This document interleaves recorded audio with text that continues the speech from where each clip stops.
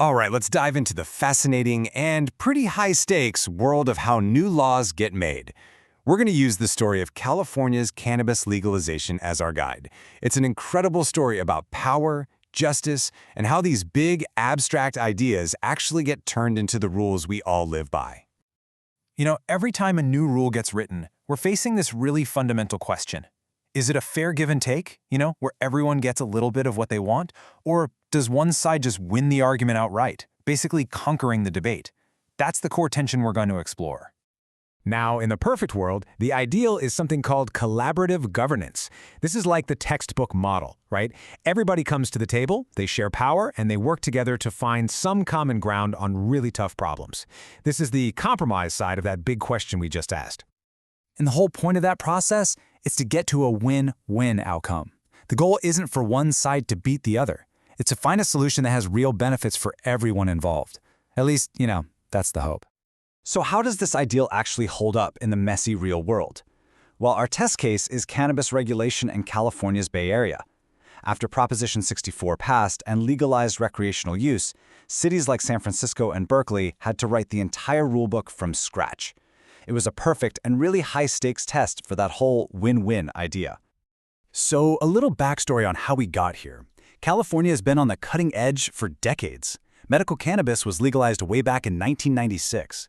Then, a 2010 attempt to legalize recreational use actually failed, but it totally fired up the activist community. And all that energy led to the landmark passage of Proposition 64 in 2016, which is what really sets the stage for our story. But this was never just about business. You have to remember, this entire debate was happening under the long shadow of the war on drugs.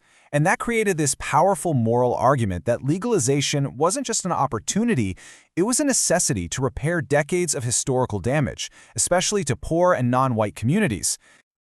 So if win-win is the ideal, what's the alternative? This brings us to the conquest side of our question. What if getting to an agreement isn't about compromise at all? What if it's about one side's story, one single perspective, gaining so much momentum that it becomes almost impossible to argue against? That's this idea of a manufactured consensus. And you can see the two paths laid out so clearly here. On one side, you've got the win-win ideal, balanced power, real negotiation. On the other side, you've got the manufacturing of consent, a single dominant story, people just kind of jumping on the bandwagon, and any dissenting voices getting pushed to the sidelines. So let's be super clear on what this term means. Manufacturing of consent is when an agreement happens because one viewpoint just becomes so popular and so powerful that everyone else just gets on board. The research calls this bandwagoning. It just gets harder and harder to voice a different opinion as that momentum builds. Okay, so how did this actually play out in the Bay Area? To really get it, we need to look at how one specific perspective managed to shape the entire conversation and, where all its power came from. The cannabis activist community came to the table with some serious advantages. They had deep roots in really powerful social justice movements, like AIDS patient advocacy. They were skilled political operators, and crucially, they had what the researchers called discursive legitimacy, basically this powerful moral authority, because they had been fighting against the war on drugs for years. And on top of all that, they knew the industry inside and out, knowledge that the city officials desperately needed. And you can hear just how strategic their approach was in their own words. This wasn't just passion, it was a sophisticated plan.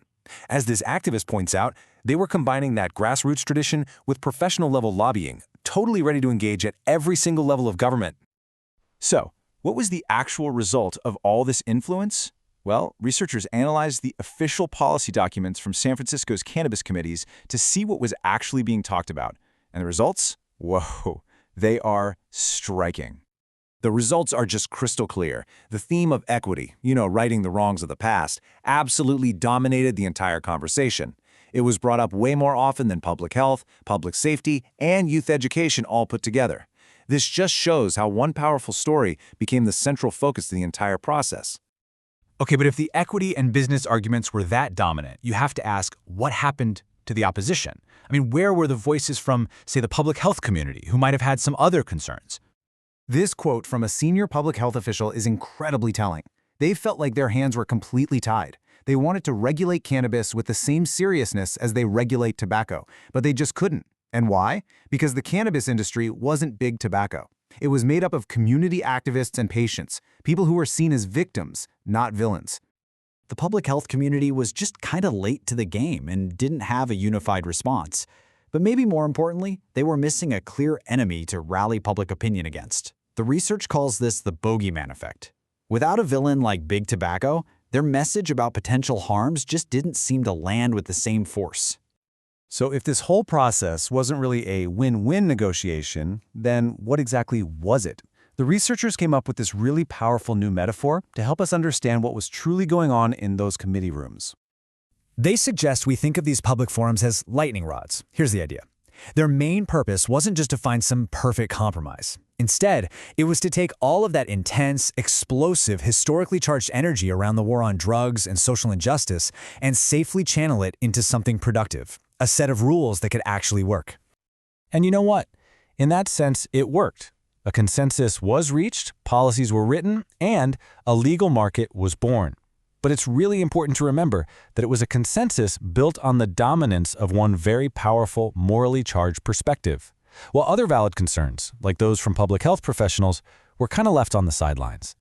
And that leaves us with a final and pretty challenging question. When you're trying to correct a massive historical wrong, is this kind of manufactured consent where one powerful story basically drowns out the others, not just a possibility, but maybe even a necessity to get things done? It's a tough question, and one that goes way beyond just cannabis policy. That's all for this explainer. Thanks for joining me.